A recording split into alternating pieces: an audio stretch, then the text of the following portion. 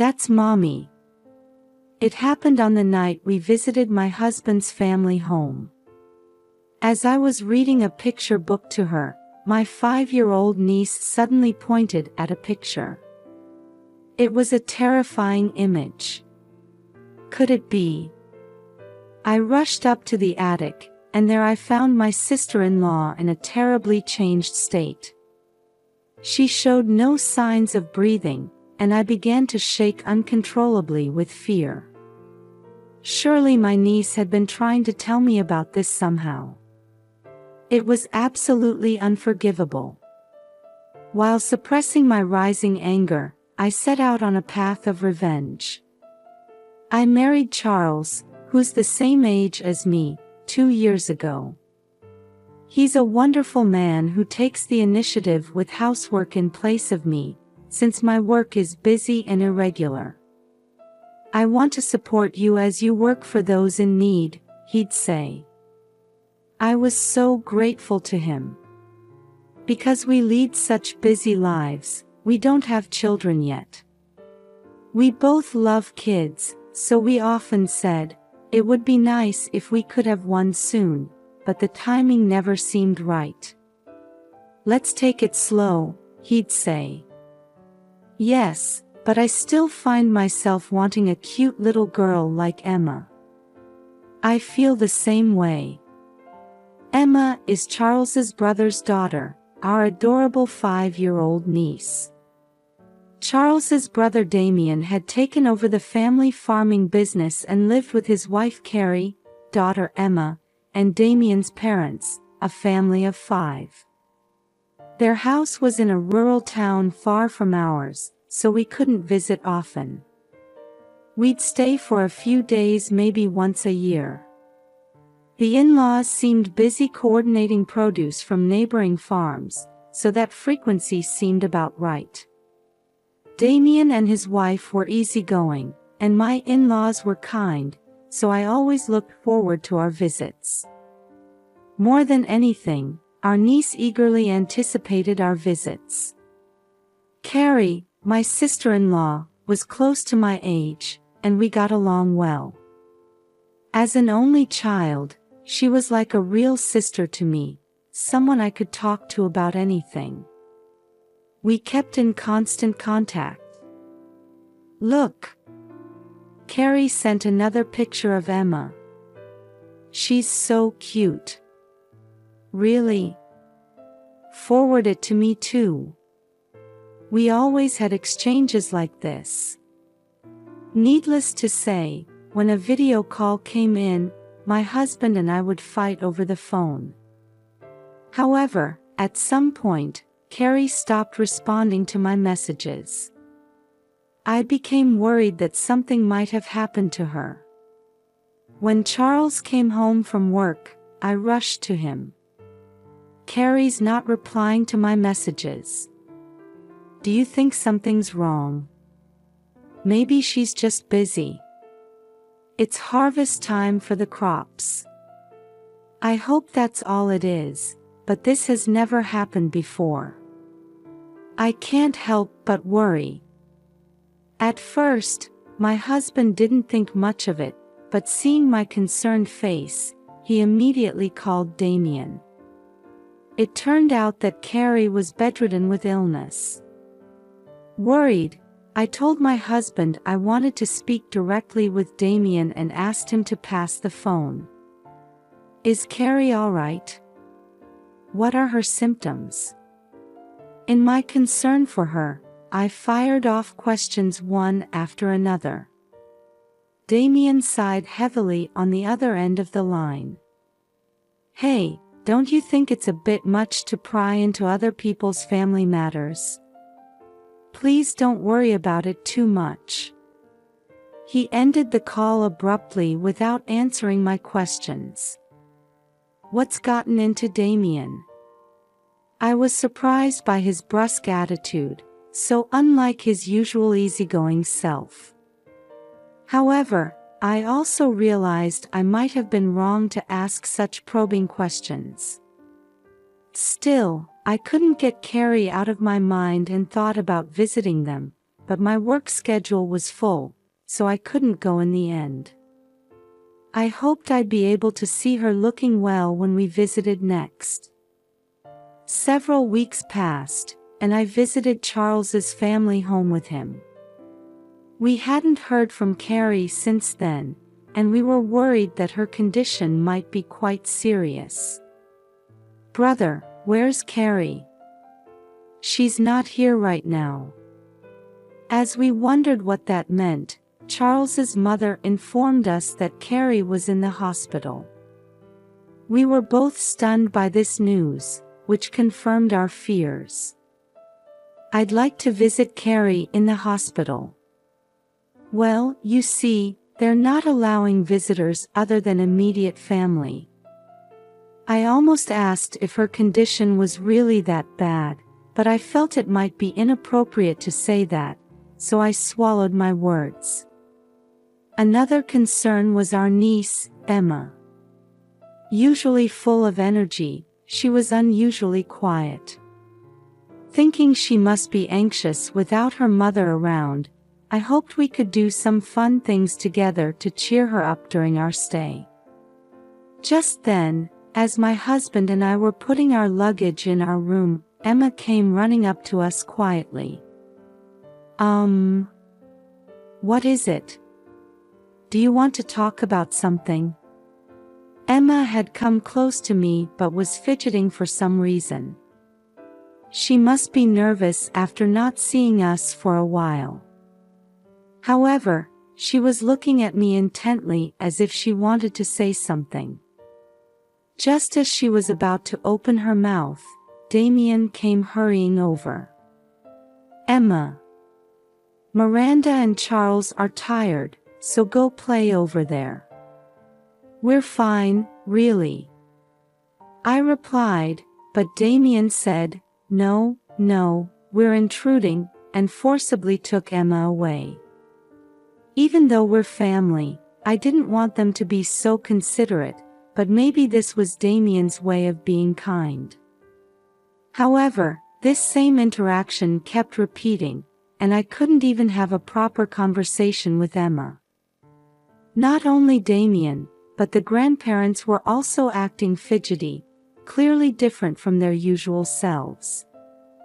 They usually say, "Stay as long as you like," but this time they were saying things like, "When are you going home?" or "Don't you have work to do?" It was as if they didn't want us in the house. Something feels off. This is strange. I started to feel uncomfortable and became suspicious of their behavior. My husband felt the same way, tilting his head and saying, "Something's different from usual, isn't it?" Then, as we were relaxing after dinner, Emma came to me again. "I want to sleep with you." However, once again, Damien came chasing after her and picked her up to take her away. "Didn't I tell you not to bother them?" "No. I'll go right to sleep after she reads me a story. Please." I approached Emma, who looked like she was about to cry in Damien's arms. "Damien, you don't need to worry about us." "Emma, it's okay. Let's go to your room. Which storybook do you want to read?"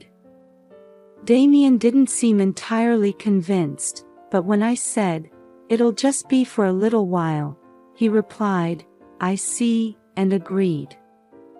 Emma's face brightened, and she pulled my hand, guiding me to her room. "I want this book. Read it." As I was reading the picture book Emma had handed me, she suddenly pointed to a picture. "This is Mommy." It was a beautiful princess, and I felt touched thinking that's how she saw Carrie. "Your mommy is beautiful, isn't she?" "That's not what I mean." She seemed like she wanted to say something more, but then fell silent, so I couldn't quite understand what she meant. After finishing the book, as I was tucking Emma in, she sadly whispered, I want to see mommy, and then fell asleep. When I returned to the living room where everyone was, Damien and his mother were waiting for me as if they had been anticipating my return. They made me sit down. Did Emma say anything? No, nothing in particular. She fell asleep right after I read her the story. When I said this, Damien seemed to show a relieved expression. After that, his mother whispered something to Damien, then looked at me and smiled, saying, "Thank you. Well, now that Emma's asleep, let's have some adult time." My husband, Damien, and the grandparents started drinking, and it turned into a party atmosphere. By the time night had fallen deeply, they had all fallen into a deep sleep. I went to Emma's room to check on her, and she was sound asleep. As I gazed at her with a warm feeling, I couldn't help but think about her behavior before she went to sleep. I picked up the picture book we had read earlier and flipped through the pages. When I came across the picture she had pointed to, I realized its horrifying nature. Could it be? No, it couldn't be. But I have to make sure. Before I knew it, my body was moving faster than my thoughts, and I found myself running up the stairs leading to the attic. When I opened the door, the sight that greeted me left me speechless. There, lying in a terribly emaciated state, was Carrie, the very person we had been told was in the hospital. Carrie! I rushed to her and shook her body while calling out to her, but there was no response at all. What should I do? Seeing Carrie's condition, where I couldn't even tell if she was breathing, I was severely shaken, but I quickly woke up my sleeping husband. At first, Charles was quite shocked, but he helped me carry Carrie to the car and drive her to the hospital without alerting Damien or his parents. However, when we arrived at the hospital, I overheard the doctor mutter, "I hope we can save her." And I couldn't stop shaking with anger and sadness. There's no doubt that Damien and his parents were involved in Carrie ending up like this. It also explained why they had been so fidgety since we arrived. After consulting with my husband, I decided to start gathering evidence so they couldn't deny their actions.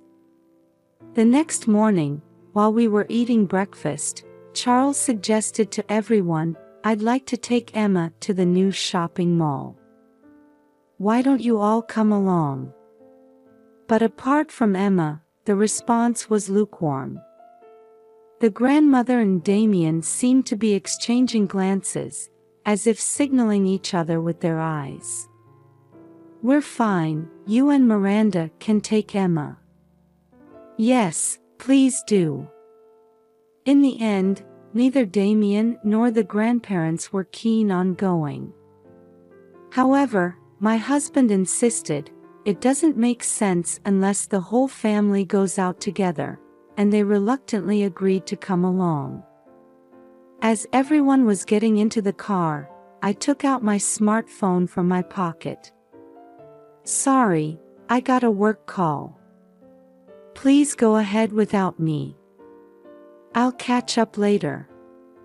Ignoring their surprised looks, my husband stuck his face out the window and said, "Got it." He locked the car doors and slowly drove off. Damien and his parents seemed to think it was a bad idea to leave me alone in the house, and I could see them frantically trying to tell Charles something in the car. They were probably saying, "Come back right now." However, my husband drove on with a straight face, completely ignoring them, and the car quickly disappeared from sight. Grateful to Charles, I began searching the house to punish them.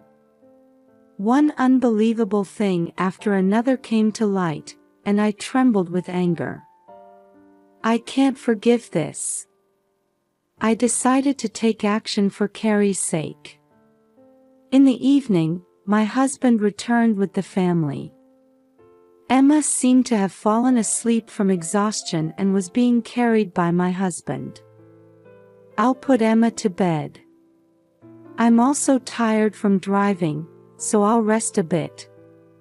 Saying this, Charles went into Emma's room. As I was watching him go, my mother-in-law came up to me. Miranda, why didn't you come? We were waiting for you the whole time. I'm sorry. A big job came up unexpectedly. Oh my, that must have been tough. By the way, did anything unusual happen? Were you in the living room the whole time? She kept asking me where I had been and what I had been doing while I was alone in the house. Meanwhile, Damien went up to the attic. Then, with loud footsteps, he came running back to his parents in a great hurry. This is bad. We can't talk here. Let's go over there. Seeing Damien's face and realizing something was seriously wrong, his parents took him to a place away from me. Then they began whispering in low voices, occasionally glancing in my direction. Wondering what was going on, I rushed over to them. Is something wrong? Miranda, you didn't go to the attic, did you? My mother-in-law asked quietly with a furrowed brow, so I looked straight at her. Not today, no. Oh, but I did yesterday. Was that not allowed? I deliberately said it in a provocative way. This seemed to strike a nerve with them, and they raised their voices, completely changing their attitude. What the hell do you think you're doing? Where did you take Carrie? She was locked up there, but now she's gone. You helped her escape, didn't you? Damien approached me, shouting in rage. That's right. Tell us where she is right now. Their stern expressions as they berated me clearly showed how panicked they were. To leave her in such a miserable state. I took her to the hospital, but it might have been too late. As I choked up with frustration, in stark contrast, Damien smirked and said in a low voice, "So she's finally gone to the other world, huh? What on earth were you thinking? That's none of your business." Right, Mom? That's right. Miranda, what are you talking about? Carrie's been in the hospital all along, hasn't she? They were now trying to play innocent, as if our previous exchange had never happened. I sighed and then glared at them without backing down an inch. What do you make of this? I thrust a photo in front of them. It was a picture of Carrie lying down, chained up with heavy shackles. Seeing the photo, Damien and his parents didn't answer, just averting their eyes. It was you who did such a horrible thing to her, wasn't it? When I pressed them, Damien heaved a big sigh and scratched his head vigorously. Don't misunderstand. She went to the attic on her own. Damien made this ridiculous excuse with a straight face, and his parents nodded vigorously. I couldn't help but smile wryly. Did they really think I would believe such words? Thinking that continuing this conversation wouldn't lead anywhere, I decided to play my next hand. This is the reason, isn't it? I slid a document across the table, and Damien hurriedly picked it up, his eyes widening. How did you get this? We couldn't find it anywhere. It was a document showing some financial transactions, with Carrie's handwriting asking, the flow is strange. Where did this difference go? I had found this hidden in Emma's bookshelf while searching the house while my husband had taken them out. Let me rephrase the question. This is evidence of your fraud, isn't it? When I pressed him again, Damien crumpled up the document and took it to the kitchen. Then he set it on fire and burned it. Too bad. Look, now there's nothing left. He waved his hands at me mockingly. After that, he came back, put his elbows on the table, and looked at me with a face that seemed to say, "I've got you now." It's Carrie's fault for finding out what we were hiding. Feeling relieved now that the evidence was gone, Damien started talking freely. It turned out that the in-laws, who coordinated with nearby farms, were buying produce cheaply but actually selling it to retailers at much higher prices. They were pocketing the difference as their own profit. Carrie must have noticed this and confronted Damien about what was going on. Carrie has a strong sense of justice. Once she knew, she couldn't just leave it alone, could she?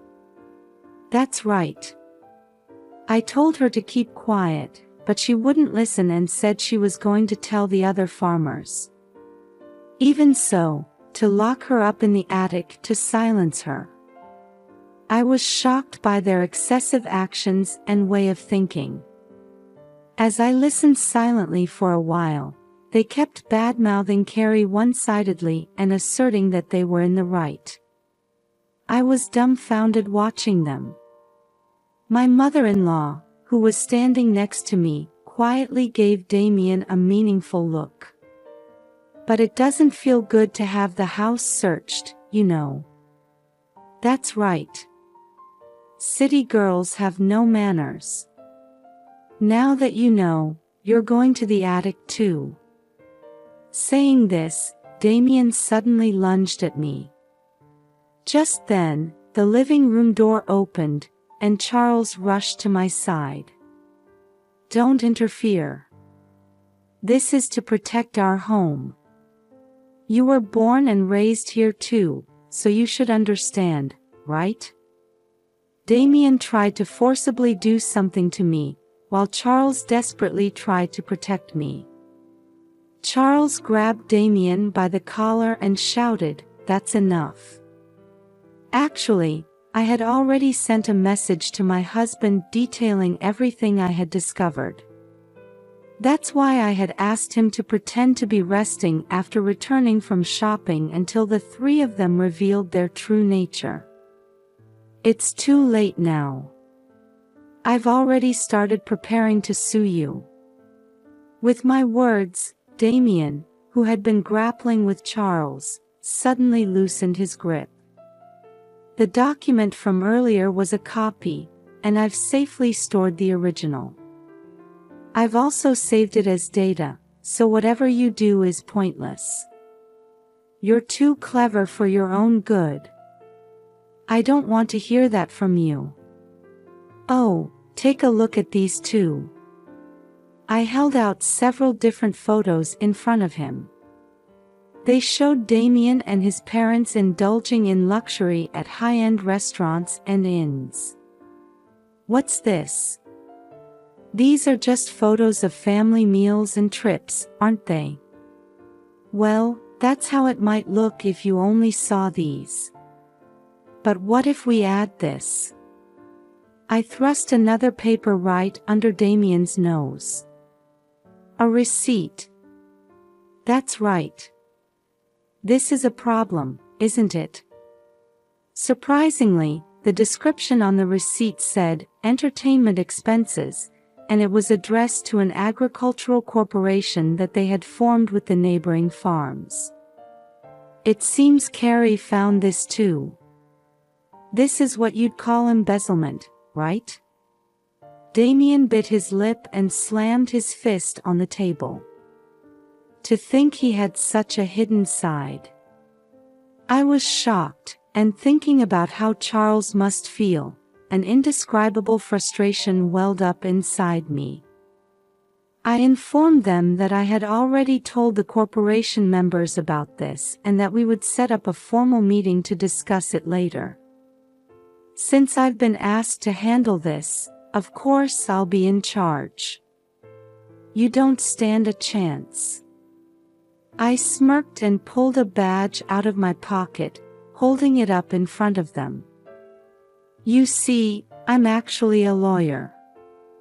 Of course, my in-laws knew that this was my job. Perhaps that's why they took the extreme action of locking Carrie in the attic, worried that she might tell me. Please, don't do this. We're family, aren't we? That's right. Let's continue to build a good relationship. Even my father-in-law was pleading with me, but I couldn't overlook their wrongdoing, so I absolutely refused to nod. Frustrated with my stance, they asked how I had known to go to the attic. Emma told me. That brat. I told her so sternly not to tell anyone. She didn't say anything directly. She just gave me a hint. Huh? What nonsense are you talking about? The family must have threatened Emma, telling her, if you tell anyone, you'll never see Mommy again. Emma had kept her promise. But she wanted to somehow help her mom. So after thinking hard, she tried to let me know using the picture book. The picture she pointed to was of a princess captured by a devil and locked in an attic. I was amazed at how clever she was, even at just 5 years old. When I explained this, they fell silent. I then played a video on my smartphone for them to see. It showed Carrie in a hospital bed, testifying about what had happened. Huh? Why? Didn't she die? They were so surprised their mouths hung open. The truth is, when we took her to the hospital, although she was in terrible condition, she regained consciousness thanks to the doctor's dedicated treatment. There, I heard the whole story from the beginning, and Carrie also expressed her desire to punish Damien and his parents. We didn't give her any food, so how? She's too stubborn. The mother-in-law and father-in-law also looked puzzled. Actually, Emma played a big part in this too. That damn kid again. It turns out that Emma had been secretly going to her mother when the family wasn't looking, giving her water and food. What a kind and clever child, so devoted to her mother. I had no idea. They were surprised and lost for words. There's more to the video, please watch. As I played the rest of the video, Carrie firmly stated her intention to divorce Damien and file a complaint about this incident. You're a lawyer, can't you work something out? We're family, help us out. That's right. Please try to persuade Carrie too. Their pleas were pitiful. My husband, watching this, had a pained expression on his face. I'll be handling this case as well, so be prepared. When I coldly rejected them, they muttered, "No way," and hung their heads on the spot. After that, the in-laws were formally sued by the neighboring farms. They settled by paying each household a lump sum for the difference in sales up to that point.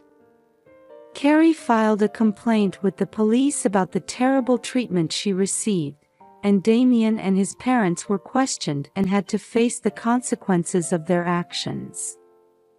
Carrie demanded $50,000 in damages and medical expenses from them and divorced Damien. Needless to say, she got custody of Emma and demanded an additional $80,000 in child support.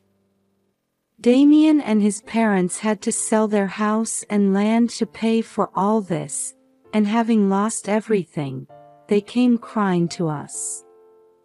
"We're cutting ties. We'll never have anything to do with you again." My husband coldly rejected them. They trudged away, and we don't know what became of them after that. Carrie and Emma seem to be living happily back at Carrie's parents' home. We still keep in touch with them, and we're always cheered up by cute little Emma. When the baby in your tummy is born, please play with them. As it turns out, I found out I was pregnant after all this happened, and Emma is looking forward to the baby's birth too. I plan to work right up until just before the delivery. As a lawyer who can help people in trouble, I want to keep doing my best.